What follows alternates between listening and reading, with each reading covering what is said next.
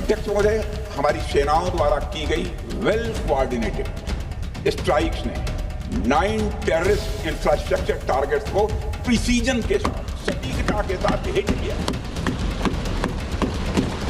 और इस सैन्य कार्रवाई में एक अनुमान के अनुसार 100 से अधिक आतंकवादी, मैं बहुत संभल कर बोल रहा हूं अध्यक्ष महोदय, हमारी फिगर गलत ना होने पाए, फिगर इससे बहुत अधिक है, 100 से अधिक आतंकवादी, उनके ट्रेनर, उनके प्रशिक्षक, उनके हैंडलर, लश्कर-ए-तोयबा और हिजबुल मुजाहिदीन जैसे आतंकवादी संगठनों से संबंधित पूरा ऑपरेशन मात्र अध्यक्ष महोदय जानकर पूरे सदन को प्रसन्नता होगी कि विदिन 22 मिनट्स पूरा ऑपरेशन समाप्त हो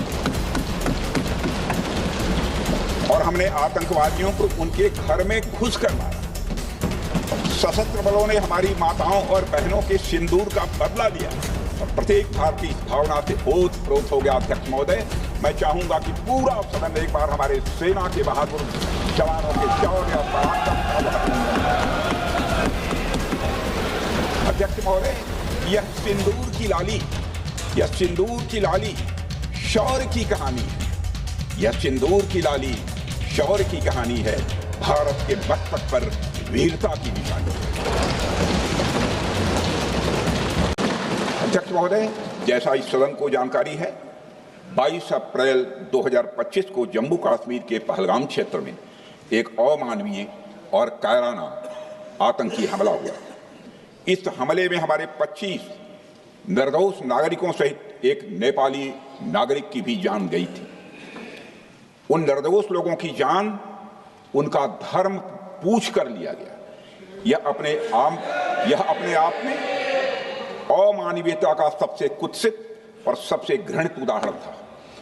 यह घटना भारत की सहन शक्ति की सीमा की भी मैं मानता हूं परीक्षा थी। अध्यक्ष महोदय, इस हमले के तुरंत बाद हमारे प्रधानमंत्री श्री नरेंद्र मोदी जी ने तीनों सेनाओं के प्रमुखों की एक उच्च स्तरीय बैठक की और उन्हें छूट दी गई कि वे अपने विवेक, स्ट्रेटेजिक अंडरस्टैंडिंग और रीजनल सिक्योरिटी सिचुएशन को ध्यान में रखते हुए वह निर्णायक कार्रवाई करें। इसके बाद हमारे सैन्य नेतृत्व ने न केवल अपनी मैच्योरिटी दिखाई बल्कि उस स्ट्रेटेजिक विजडम का भी परिचय दिया जिसकी उम्मीद भारत जैसी एक रिस्पॉन्सिबल पावर से की जाती है। अध्यक्ष महोदय, ऑपरेशन सिंदूर को अंजाम देने से पहले हमारी सेनाओं ने हर पहलू का बहुत ही गहराई के साथ अध्ययन किया। हमारे पास कई विकल्प थे, लेकिन हमने उस विकल्प को चुना जिसमें आतंकवादियों और उनके ठिकानों को अधिकतम नुकसान पहुंचे और जिसमें पाकिस्तान के आम नागरिक को कोई क्षति न होने पाए, इस बात की भी हम लोगों ने चिंता की। अध्यक्ष महोदय, हमारी सेनाओं द्वारा की गई वेल कोऑर्डिनेटेड स्ट्राइक्स ने 9 टेररिस्ट इंफ्रास्ट्रक्चर टारगेट्स को प्रिसीजन के साथ, सटीकता के साथ हिट किया और इस सैन्य कार्रवाई में एक अनुमान के अनुसार 100 से अधिक आतंकवादी, मैं बहुत संभल कर बोल रहा हूं अध्यक्ष महोदय, हमारी फिगर गलत ना होने पाए, फिगर इससे बहुत अधिक है, 100 से अधिक आतंकवादी, उनके ट्रेनर, उनके प्रशिक्षक, उनके हैंडलर, लश्कर-ए-तोयबा और हिजबुल मुजाहिदीन जैसे आतंकवादी संगठनों से संबंधित थे। ये वही आतंकी संगठन हैं जिन्होंने पाकिस्तान की सेना और ISI का जिन्हें खुला समर्थन प्राप्त है। अध्यक्ष महोदय, 7 मई 2025 को रात्रि 1:05 भारतीय सशस्त्र बलों ने ऑपरेशन सिंदूर प्रारंभ किया, जिसमें पाकिस्तान और पाक ऑक्युपाइड कश्मीर में भारत के खिलाफ आतंकी गतिविधियों से जुड़े 9 स्थानों को निशाना बनाया गया। इसमें POK के मुजफ्फराबाद में सवाई नाला और सैयदना बिलाल कैंप, कोटली में मस्जिद अब्बास व मसबर रहील शाहिद कैंप, कोटली में गुलपुर कैंप, भिम्बर में बरनाला कैंप, कोटली में अब्बास कैंप और पाकिस्तान के पंजाब प्रांत में बहावलपुर, मुहिदके और सरजाल और मेहमुना जोया शामिल थे। इनमें से 7 आतंकी शिविरों को भारतीय सेना ने पूरी तरह से नष्ट कर दिया। जबकि भारतीय वायुसेना ने मुरीदके और बहावलपुर को नेस्त नाबूद किया, जो लश्कर-ए-तोयबा और जैश मोहम्मद के केंद्र हैं। पूरा ऑपरेशन मात्र, अध्यक्ष महोदय, जानकर पूरे सदन को प्रसन्नता होगी कि विद इन 22 मिनट्स पूरा ऑपरेशन समाप्त हो गया और हमने आतंकवादियों को उनके घर में घुसकर मारा। सशस्त्र बलों ने हमारी माताओं और बहनों के सिंदूर का बदला लिया और प्रत्येक भारतीय इस भावना से ओत-प्रोत हो गया। अध्यक्ष महोदय, मैं चाहूंगा कि पूरा सदन एक बार हमारे सेना के बहादुर जवानों के शौर्य और पराक्रम का अभिनंदन करे। अध्यक्ष महोदय, यह सिंदूर की लाली शौर्य की कहानी है। यह सिंदूर की लाली शौर्य की कहानी है, भारत के मस्तक पर वीरता की निशानी है।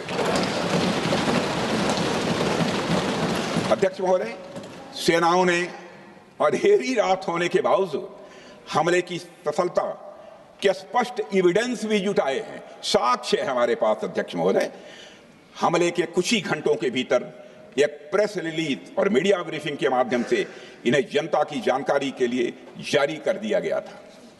मुझे यह पुष्टि करते हुए गौरव की अनुभूति हो रही है कि सशस्त्र बल अपने सभी मिशन ऑब्जेक्टिव्स को पूरा करने में पूरी तरह से सक्षम रहे और साथ ही कामयाब रहे। अध्यक्ष महोदय, 7 मई 2025 को हमले माने 1:35 के तुरंत बाद भारतीय डीजीएमओ ने हॉटलाइन संदेश के माध्यम से पाकिस्तान के डीजीएमओ यानी डायरेक्टर जनरल मिलिट्री ऑपरेशन से संपर्क किया और टेरर इंफ्रास्ट्रक्चर के खिलाफ हमारे हमले के रेशनल और मेथोडोलॉजी के बारे में पूरी जानकारी दी और यह तथ्य भी बताया ये हमले एस्केलेटरी नेचर वाले नहीं थे, माने इसको हम आगे नहीं बढ़ाना चाहते। जिन मोहि मारा तीन मोहि मारे। अध्यक्ष महोदय, जिस प्रकार प्रभु हनुमान ने लंका में अपनी रणनीति बनाई थी, उसी प्रकार हमने भी उन्हीं को निशाना बनाया जिन्होंने हमें नुकसान पहुंचाया था। पाकिस्तान ने बड़े पैमाने पर भारत के ऊपर मिसाइल, ड्रोन, रॉकेट और अन्य लॉन्ग रेंज वेपन्स का इस्तेमाल किया। इसके साथ साथ उन्होंने इलेक्ट्रॉनिक वॉरफेयर से जुड़ी टेक्नोलॉजीज का भी सहारा लिया। अध्यक्ष महोदय, उनके निशाने पर हमारे भारतीय वायुसेना के अड्डे, थल सेना के एम्यूनिशन डिपोज, हवाई अड्डे और मिलिट्री कैंट थे।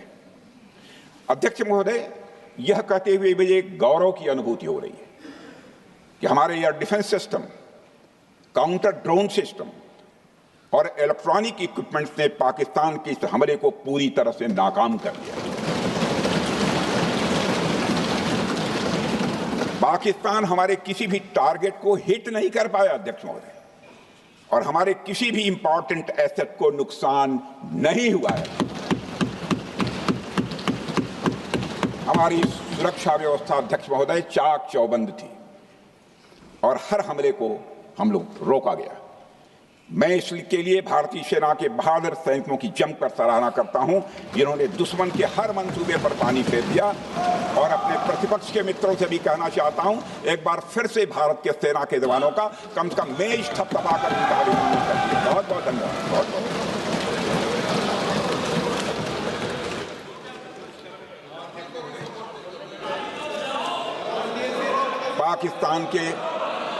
पाकिस्तान के इस हमले के जवाब में हमारी कार्रवाई साहसिक थी, ठोस थी और प्रभावी थी। भारतीय वायुसेना ने वेस्टर्न फ्रंट पर पाकिस्तान के हवाई अड्डों, command and control systems, military infrastructures और एयर डिफेंस सिस्टम को निशाना बनाया और इस मिशन को हमारी सेनाओं ने सफलतापूर्वक अंजाम देने में कामयाबी हासिल की। अध्यक्ष महोदय, हमारी सेनाओं ने चकलाला, सरगोधा, रफीकी, रहीम यार खान, जैकबाबाद, सुक्कुर और भोलारी जैसे बड़े एयरबेस पर प्रहार किया और पूरी दुनिया ने भारतीय वायुसेना के शौर्य और पराक्रम की तस्वीर देखी।